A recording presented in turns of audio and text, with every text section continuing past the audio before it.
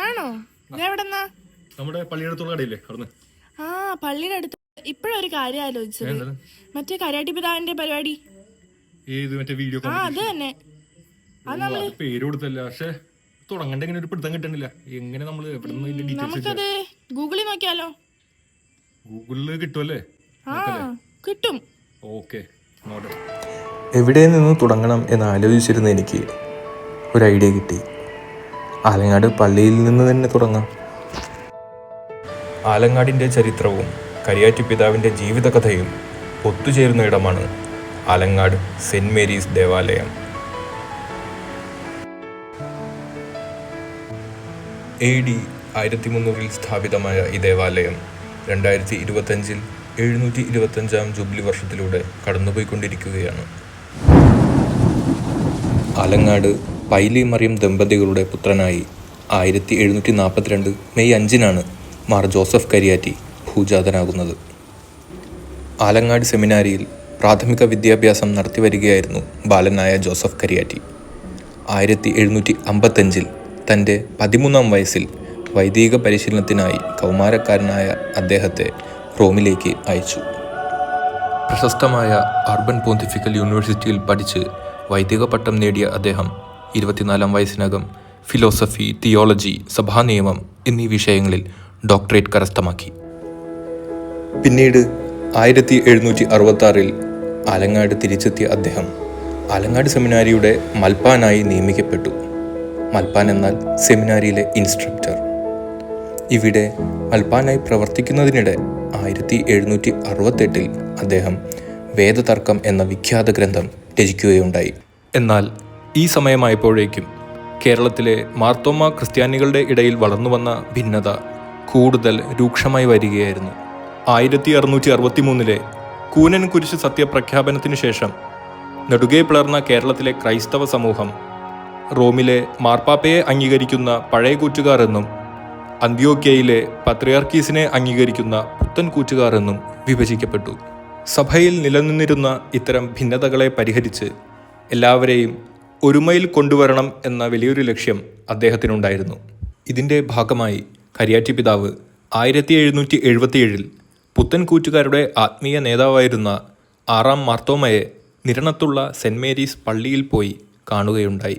എന്നാൽ സഭയുടെ അധികാരസ്ഥാനങ്ങളെല്ലാം പോർച്ചുഗീസുകാരുടെ നേരിട്ടുള്ള നിയന്ത്രണത്തിലായിരുന്നതിനാൽ തദ്ദേശീയ സഭയുടെ അടിസ്ഥാനപരമായ വെല്ലുവിളികളെ വേണ്ടവിധം മനസ്സിലാക്കാനോ പരിഹരിക്കാനോ പാശ്ചാത്യരായ ഈ സഭാ ഭരണാധികാരികൾക്ക് കഴിഞ്ഞിരുന്നില്ല. ഇത് മനസ്സിലാക്കിയ മൽപ്പാനായ ജോസഫ് കരിയാറ്റി തദ്ദേശീയരായ വൈദികർ അധികാരസ്ഥാനങ്ങളിൽ എത്തേണ്ടതിൻ്റെ ആവശ്യകത തിരിച്ചറിഞ്ഞു.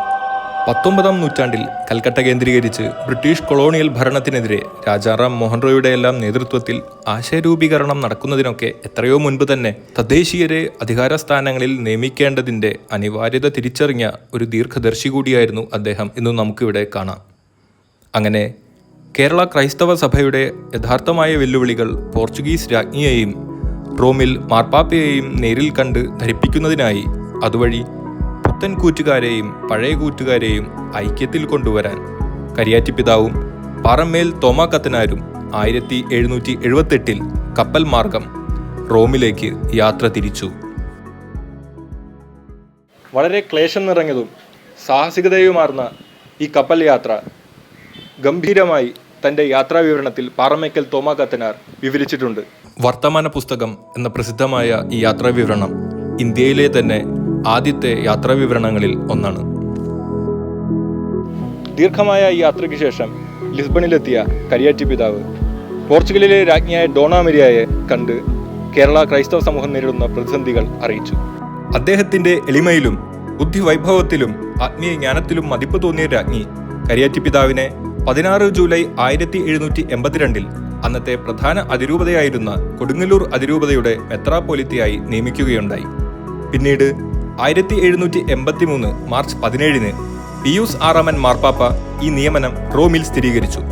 അങ്ങനെ കരിയാറ്റി പിതാവ് ഭാരതത്തിലെ ആദ്യത്തെ തദ്ദേശീയനായ മെത്രാപ്പൊലിത്തയായി നിയമിക്കപ്പെട്ടു. കൂടാതെ കേരളത്തിലെ പുത്തൻ കൂറ്റുകാരെയും പഴയ കൂറ്റുകാരെയും ഒരുമിപ്പിക്കുന്നതിനുള്ള അധികാരവും നൽകിയാണ് വത്തിക്കാൻ കരിയാറ്റി പിതാവിനെ തിരികെ ഭാരതത്തിലേക്ക് യാത്രയാക്കിയത്. റോമിൽ നിന്നും കേരളത്തിലേക്കുള്ള യാത്രാമധ്യേ ഗോവയിൽ കപ്പലിറങ്ങിയ മാർ ജോസഫ് കരിയാട്ടി പക്ഷേ തന്നിൽ നിക്ഷിപ്തമായിട്ടുള്ള മഹത്തായ ആ ലക്ഷ്യം പൂർത്തീകരിക്കാനാകാതെ 1786 സെപ്റ്റംബർ 10 അതായത് തൻ്റെ 44-ാം വയസ്സിൽ ഗോവയിൽ വെച്ച് ദുരൂഹ സാഹചര്യത്തിൽ നിന്ന് തോന്നിക്കും വിധം മരണപ്പെടുകയുണ്ടായി. അദ്ദേഹത്തെ ഗോവയിലെ തന്നെ പഴയ കത്തീഡ്രലിലാണ് അന്ന് സംസ്കരിച്ചത്. എന്നാൽ 2 നൂറ്റാണ്ടുകൾക്ക് ശേഷം 1961 ഏപ്രിലിലാണ് കരിയാറ്റി പിതാവിൻ്റെ ഭൗതികാവശിഷ്ടങ്ങൾ ഈ സെൻറ് മേരീസ് ദേവാലയത്തിൽ പുനഃസംസ്കരിച്ചത്. മരണത്തിന് തൊട്ടു മുൻപ് അദ്ദേഹം ഈ യാത്രയിലുടനീളം തൻ്റെ സന്തത സഹചാരിയായിരുന്ന പാറമ്മേക്കൽ തോമാ കത്തനാർക്കായി ഇങ്ങനെ എഴുതി: എൻ്റെ സമയമടുത്തിരിക്കുന്നു. എനിക്ക് പലതും നേരിൽ പറയണമെന്നുണ്ടായിരുന്നു, എങ്കിലും സാധിച്ചില്ല. എൻ്റെ അന്തിമാഭിലാഷങ്ങൾ തോമാ കത്തനാർ നിറവേറ്റണം. മാർ ദിവന്യാസ്യോസ് മെത്രാനച്ചനെ കത്തോലിക്ക സഭയിലേക്ക് സ്വീകരിക്കാൻ എനിക്ക് സാധിച്ചില്ല. നിങ്ങൾ അത് സാധിക്കണം. നമ്മുടെ പൗരാണിക സുറിയാനി പാരമ്പര്യങ്ങളെല്ലാം വീണ്ടെടുക്കണം. നസ്രാണികൾ എല്ലാവരും കൂട്ടായ്മയിൽ വർത്തിക്കണം. ഇതിനെല്ലാം നേതൃത്വം നൽകാൻ കടനാട് പള്ളിയുടെ വികാരിയും അതേ ഇടവകയിലെ പാറമ്മേക്കൽ കുടുംബാംഗവുമായ തോമാ കത്തനാരെ കൊടുങ്ങല്ലൂർ അതിരൂപതയുടെ ഗവർണറോറായി ഞാൻ നിയമിക്കുന്നു. ആലങ്ങാട് കേന്ദ്രീകരിച്ച് തോമാ കത്തനാർ പ്രവർത്തിച്ചു വരികയായിരുന്നു. എന്നാൽ ഈ സമയത്താണ് 1789-90 കാലഘട്ടത്തിൽ ടിപ്പുവിൻ്റെ തിരുവിതാംകൂർ ലക്ഷ്യമിട്ടുള്ള പടയോട്ടം നടക്കുന്നത്. ഇതിൻ്റെ ഭാഗമായി തിരുവിതാംകൂറിൻ്റെ വടക്കേ അതിർത്തിയായ ആലങ്ങാടും ആലങ്ങാട് പള്ളിയുമൊക്കെ ആക്രമിക്കപ്പെടുകയുണ്ടായി. ഇതേ തുടർന്ന് തോമാ കത്തനാർ ആലങ്ങാട് നിന്ന് മറ്റ് പ്രദേശത്തേക്ക് രക്ഷപ്പെട്ടു പോവുകയാണ് ഉണ്ടായത്. ഒരുപക്ഷെ കേരള ക്രൈസ്തവ ചരിത്രത്തിലെ ആലങ്ങാടിൻ്റെ പ്രൗഢപൂർണമായ അധ്യായത്തിന് തിരശീല വീണതും ഈ സംഭവത്തോടുകൂടിയായിരിക്കാം. കരിയാറ്റി പിതാവ് മെത്രാനായി ഒരു ദിവസമെങ്കിലും സ്വജനങ്ങൾക്ക് സേവനം ചെയ്യാൻ അദ്ദേഹത്തിനായില്ല. ഗോവയിൽ വെച്ച് അദ്ദേഹം മരണപ്പെട്ടില്ലായിരുന്നുവെങ്കിൽ കേരളത്തിലെ ക്രൈസ്തവ സമൂഹം കൂടുതൽ ഒരുമയിലും ഐക്യത്തിലും കൂടുതൽ ആത്മീയ ശക്തി ആർജിച്ച് കൂടുതൽ ദൂരം മുന്നോട്ടു പോകുമായിരുന്നു. നമുക്കാർക്കും ചരിത്രത്തെ തിരുത്താനാകില്ല.